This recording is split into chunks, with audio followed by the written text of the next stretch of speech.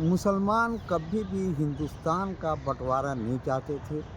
कांग्रेस चाहती थी और मनुवादी चाहते थे, और उसकी वजह ये थी कि अनडिवाइडेड इंडिया में मुसलमान 34% थे, ओबीसी, एससी और एसटी ये 46% थे, और अपर कास्ट सिर्फ 20% थे।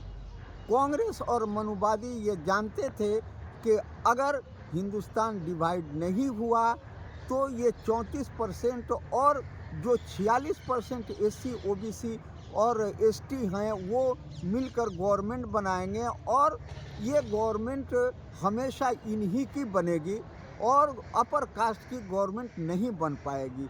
इसलिए उनकी पूरी कोशिश ये थी कि हिंदुस्तान को बांट दिया जाए, ताकि मुसलमान एक तो ये इनके एलीट क्लास और तालीम याफ्ता तबका माइग्रेट कर जाएगा, और जो यहाँ रह जाएंगे उनको दबा लिया जाएगा।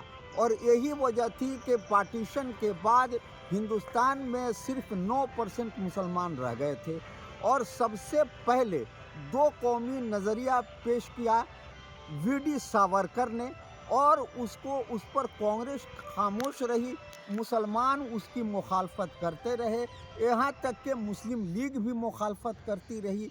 1927 में गोलवालकर ने एक किताब बंच ऑफ थॉट्स लिखी, और बंच ऑफ थॉट्स में लिखा कि अंग्रेज़ों के जाने के बाद हमारे 3 दुश्मन रह जाएंगे, मुसलमान, क्रिश्चियन और इंग्लिश ज़ुबान।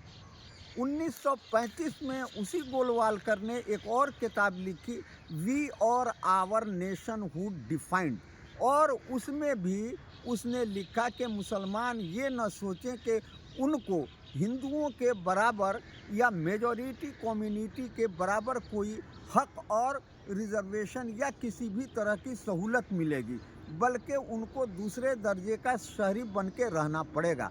अभी तक मुस्लिम लीग या मुसलमानों की तरफ से कोई भी ऐसा मुतालबा नहीं आया था कि वो किसी पाकिस्तान या किसी अलग मुल्क का मुतालबा करे।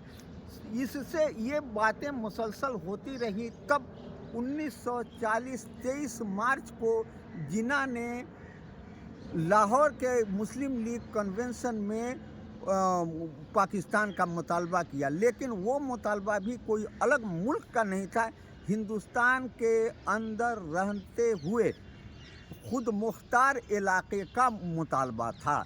यानी वो पाकिस्तान जिसका उसका नाम भी पाकिस्तान नहीं रखा गया था, बल्कि वो इलाका जिसको कुछ ख़ास मराआत दी जाएं, और वो हिंदुस्तान के अंदर ही रहते हुए। लेकिन चूँकि मनुवादी ये चाहते थे कि हिंदुस्तान की तकसीम ही हो जाए ताकि उनकी बालादस्ती कायम रहे, और उन्होंने मुल्क को बांट दिया।